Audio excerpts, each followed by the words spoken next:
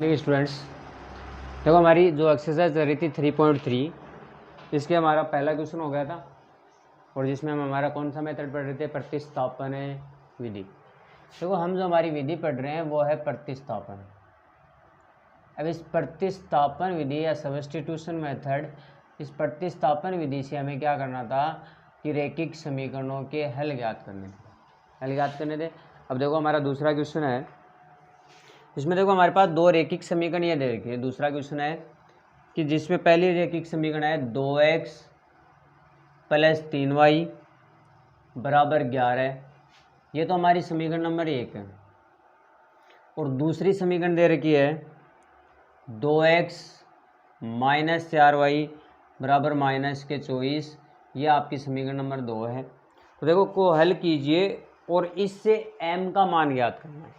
m का मान मतलब आपको एक तीसरा दे रखा है कि आपको ये दे रखा है कि y = mx + 3 और आपको यहाँ से m का मान निकालना है। और यहाँ से देखो m का मान कैसे निकालेंगे कि पहले हम y और x, ये जो दो चर हैं, ये हम दोनों चर इन दोनों समीकरणों से हल करेंगे। और दोनों समीकरणों से हल करने के लिए हमें हमारी काम में लेनी है प्रतिस्थापन विधि। और देखो हम हमारी प्रतिस्थापन विधि में क्या करते हैं, सभी को याद होगा कि हम किसी भी एक समीकरण से एक चर का मान ज्ञात करके उसे दूसरी समीकरण में रखते हैं, यही करते हैं। चलो देखते हैं कि यहाँ से निकाल लेते हैं। समीकरण नंबर 1 से आप x का मान निकाल लो और यहाँ से देखो 2x = तो आएगा 11 - 3y। समझ गए कैसा आया, क्योंकि आपने क्या किया है, पक्षांतरण। और यहाँ से x की वैल्यू क्या निकल के आ गई कि 11 - 3y / 2, ये आपका x का मान आ गया समीकरण नंबर 1 से। और जो समीकरण 1 से आया वो आप समीकरण नंबर 2 में रख दो। तो हम क्या करेंगे कि समीकरण 1 से x का मान समीकरण 2 में रखने पर या प्रतिस्थापित करने पर आप जो लिखना चाहो वो लिख सकते हो। अब देखो समीकरण नंबर 2 आपकी क्या है कि 2, ये x आ गया और इस x की जगह हम क्या लिख देंगे 11 - 3y / 2 माइनस में 4y = -24 हो गए।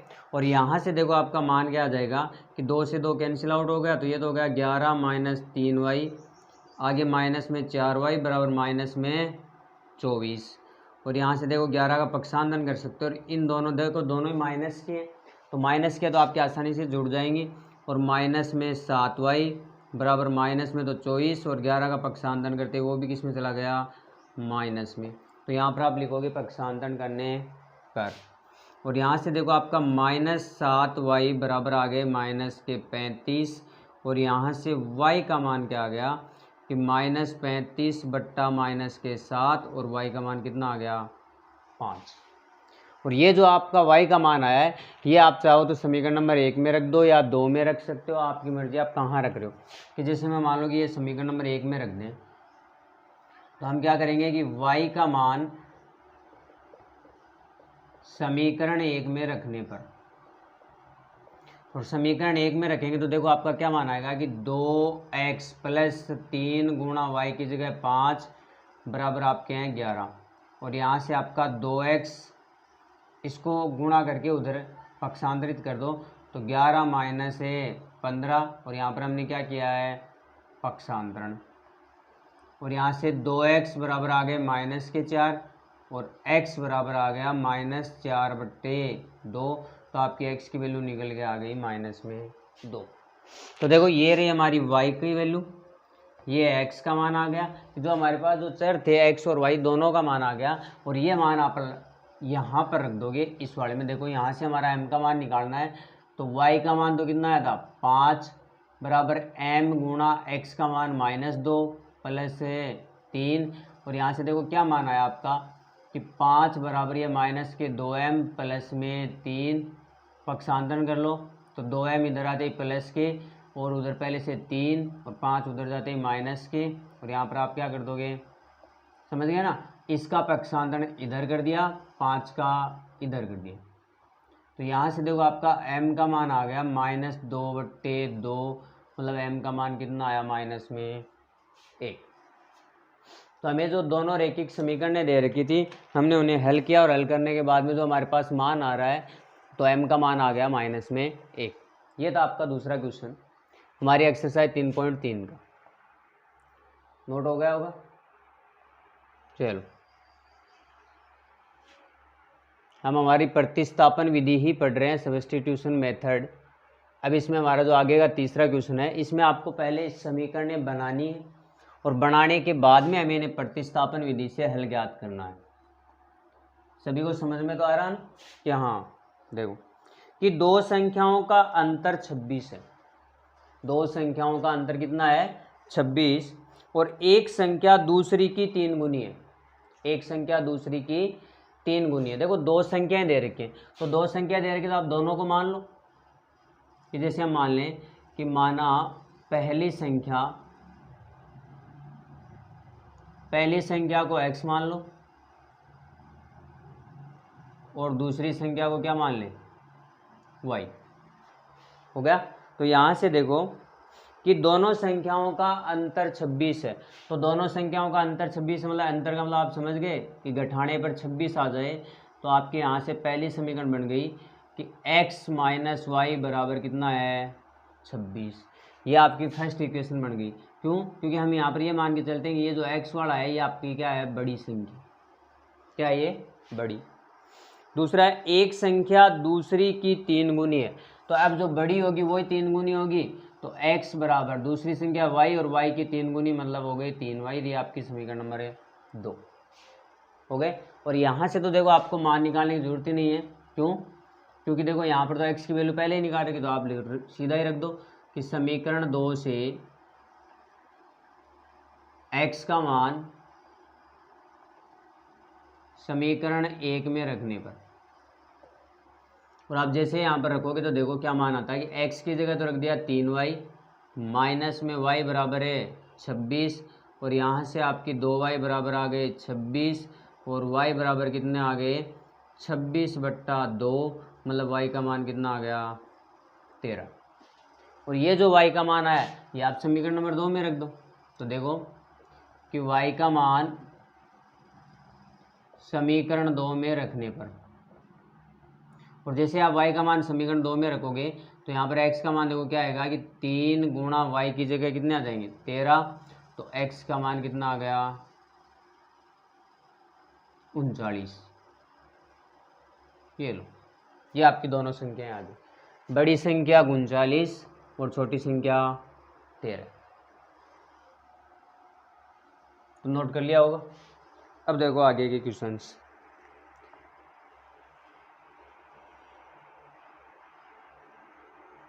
दूसरा देखो, दूसरा क्वेश्चन है कि दो संपूरक कोणों में बड़ा कोण छोटे से 18 डिग्री अधिक है, तो उन्हें ज्ञात कीजिए। और यहाँ पर आपके आ रहे हैं संपूरक कोण। कौन से कोण आ रहे हैं? संपूरक कोण। और याद रखना संपूरक कोण वो होते हैं जिनका योग, देखो दो प्रकार के होते हैं कि योग जिनमें देखो संपूरक कोण मतलब जिन दो कोणों का योग 180 डिग्री होता है वो तो होते हैं संपूरक, और जिनका योग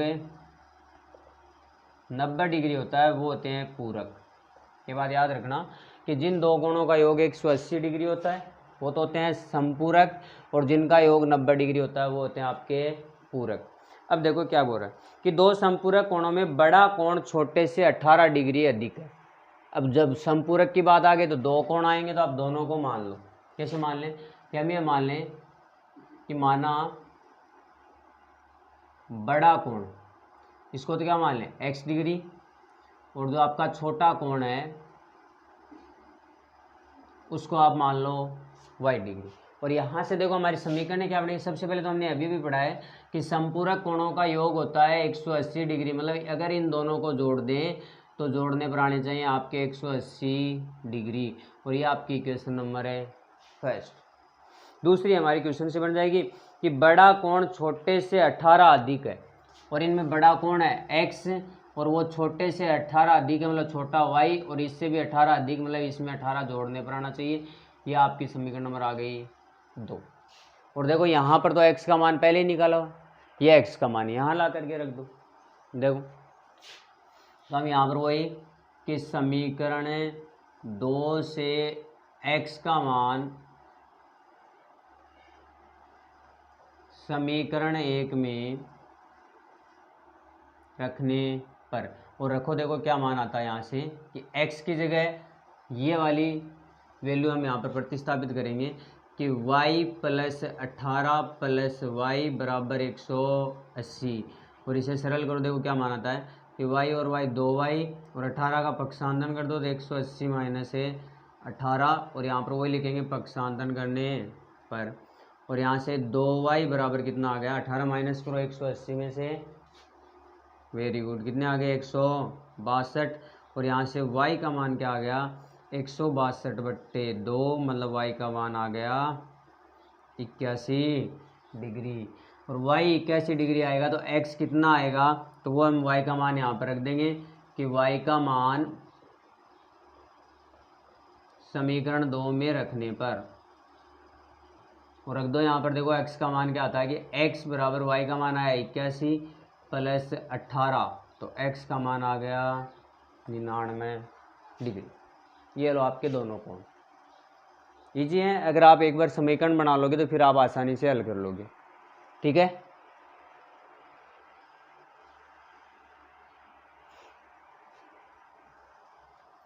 तीसरा देखो, आपका तीसरा क्वेश्चन है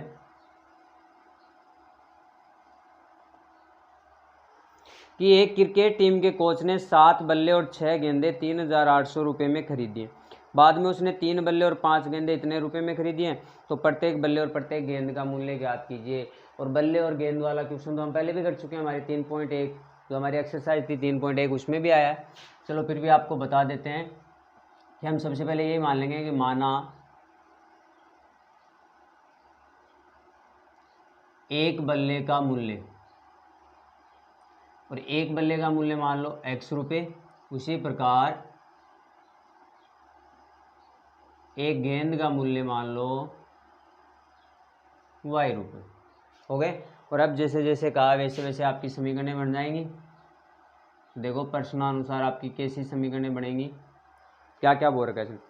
7 बल्ले और 6 गेंद, एक बल्ले का x तो 7 बल्लों का 7x, 6 गेंद मतलब 6y, और उसने रुपए कितने दिए हैं 3800 रुपये, और ये आपकी इक्वेशन नंबर है फर्स्ट।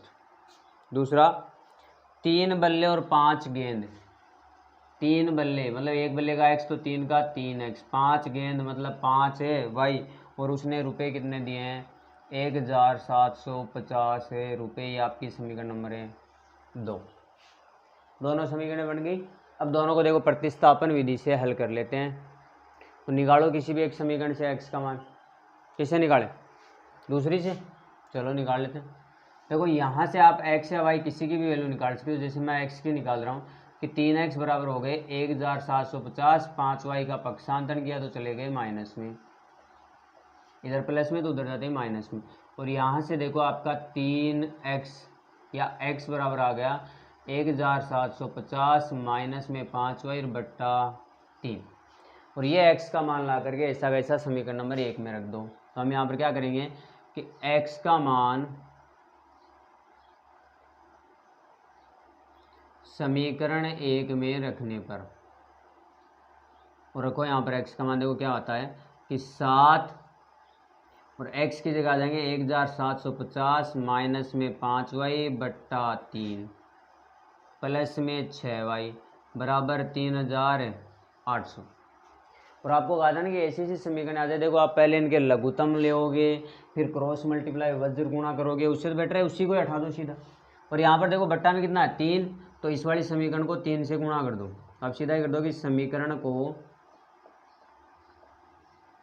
3 से गुणा करने पर, और जैसे आप समीकरण को 3 से गुणा करोगे तो देखो क्या आएगा 7 1750 माइनस में 5y बट्टा 3, ये वाला भी 3 से गुणा हो जाएगा, प्लस 6y गुणा 3 बराबर 3800 गुणा 3। और यहाँ पर देखो 3 से 3 है कैंसिल आउट, और इस 7 को अंदर गुणा कर दो, इस वाले 7 को अंदर यहाँ पर गुणा कर रहे हैं। देखो क्या मान आएगा कि 0 5 2 बार आ गए। देखो हमने क्या किया है कि इसको 7 को अंदर गुणा कर दिया तो आपका ये मान आ गया। और जैसे हमने देखो पक्षांतर किया तो y की वैल्यू आ गई 50। मतलब y हमने किसको माना था, गेंद का मूल्य, और एक गेंद का मूल्य आ गया 50 रुपये।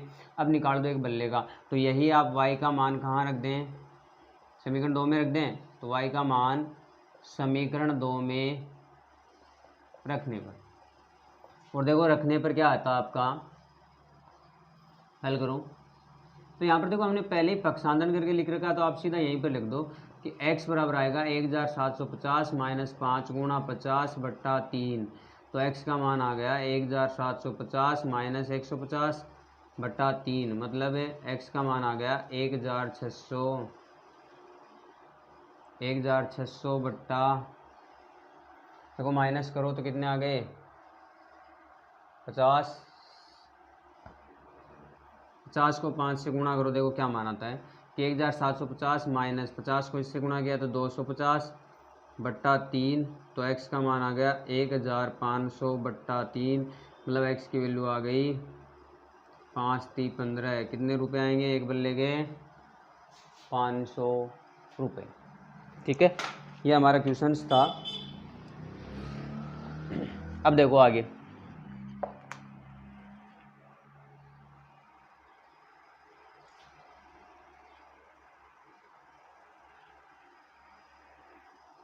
ये हमारे तीसरे का तीसरा क्वेश्चन था।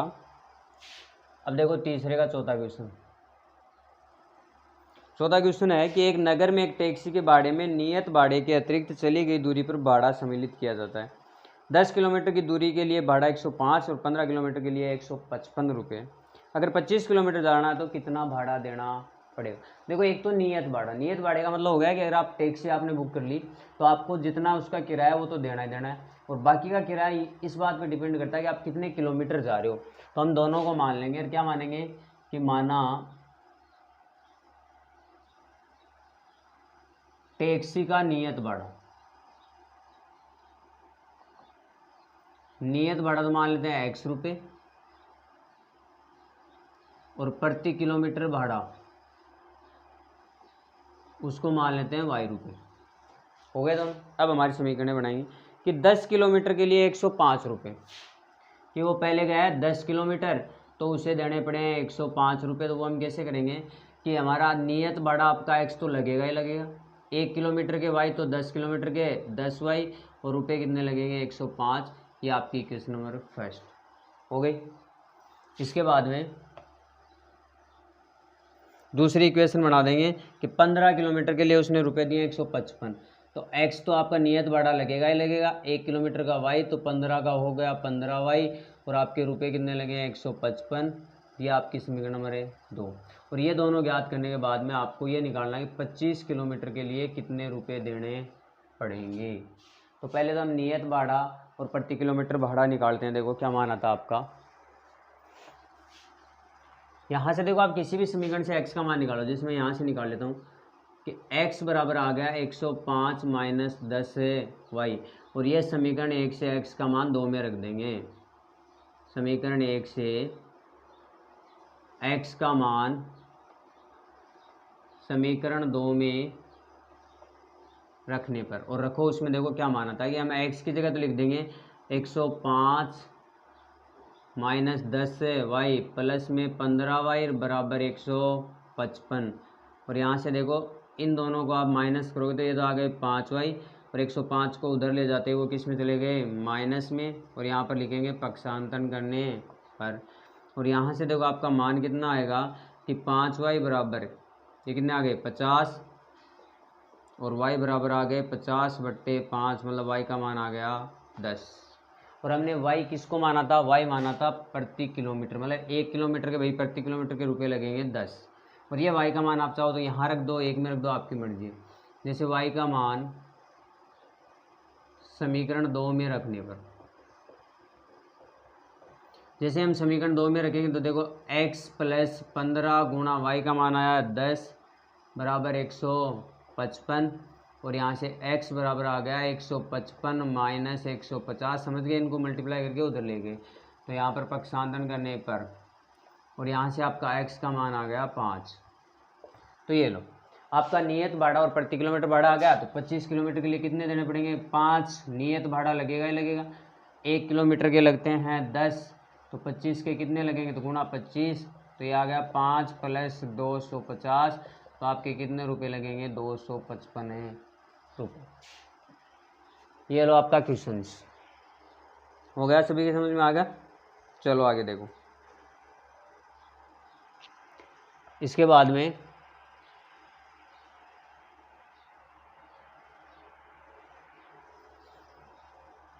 हमारा 5वां क्वेश्चन है, तीसरे का 5वां, कि यदि किसी भिन्न के अंश और हर दोनों में 2 जोड़ दिया जाए। इस बार अंश और हर की बात आ रही है, तो आप यही मान लो कि माना भिन्न का अंश तो मान लें x और उसका हर मान लो y, और यहाँ से हमारे देखो समीकरण क्या बनेंगे, तो हम प्रश्नानुसार यहाँ से समीकरण बना देंगे। कैसे बनाएंगे, ये बोल रहे हैं कि अंश और हर दोनों में दो जोड़ दिया जाए तो 9/11 हो जाती है, और अंश और हर दोनों में 3 जोड़ दिया जाए तो वह 5/6 हो जाती है। तो देखो अंश में तो हमारी भिन्न बन गई x/y, अगर इनमें 2 जोड़ दें तो आपकी भिन्न बन जाती है 9/11। ये आपकी क्वेश्चन नंबर फर्स्ट, अगर आप चाहो तो इससे नाम दे दो। और अगर दोनों में 3 जोड़ दिया जाए, मतलब हमारी भिन्न थी x/y, अगर इनमें 3 जोड़ दिया जाए तो आपका मान आता है 5/6। और याद रहे ऐसी सी सिचुएशन आ जाए जहाँ पर समीकरण के दोनों पक्षों में एक एक पद हो और वो भी अपॉन में हो, तो वहाँ पर आप सबसे पहले क्या करोगे, वज्र गुणा। क्या करोगे कि वज्र गुणा करने पर आप वज्र गुणा करोगे, ये आपकी समीकरण नंबर 1 है और ये आपकी समीकरण नंबर 2 है, और आप दोनों में ही वज्र गुणा करोगे। क्यों, क्योंकि हम इन्हें पहले समीकरण के रूप में बनाएंगे। तो जैसे आप वज्र गुणा करोगे, ये तो इधर गुणा हो जाएगा और ये इधर, और यहाँ से देखो 11 तो गुणा हो गया x+2 से, 9 गुणा हो जाएगा, 9 किससे गुणा होगा, y+2 से, और यहाँ से देखो आपका क्या मान आ गया, ये तो आ गया 11x + 22, ये आ गए 9y + 18। पक्षांतरण कर लो, या फिर आप सीधा यहाँ से x का मान ही निकाल लो कि यहाँ से 11x, या फिर पहले समीकरण बना लो कि 11x तो है, 9y को इधर लाए तो माइनस में, उधर 18 और माइनस में 22, और यहाँ से आपका मान आ गया कि 11x - 9y बराबर आ गए -4, और ये आपकी समीकरण नंबर आ गई 3।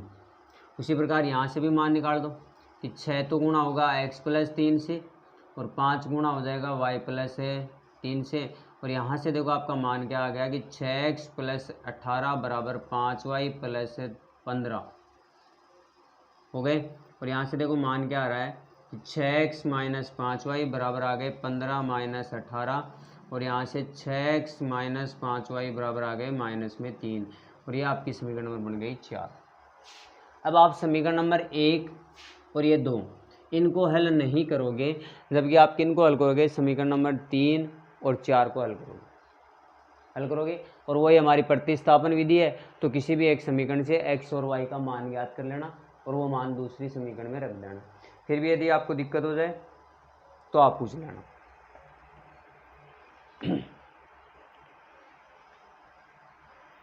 अब देखो आपका इसका लास्ट क्वेश्चन है छठा, कि 5 वर्ष पूर्व जैकब की आयु उसके पुत्र की आयु से 3 गुनी थी। अब जैकब और उसका पुत्र है तो आप दोनों की मान लो कि हम क्या करेंगे कि माना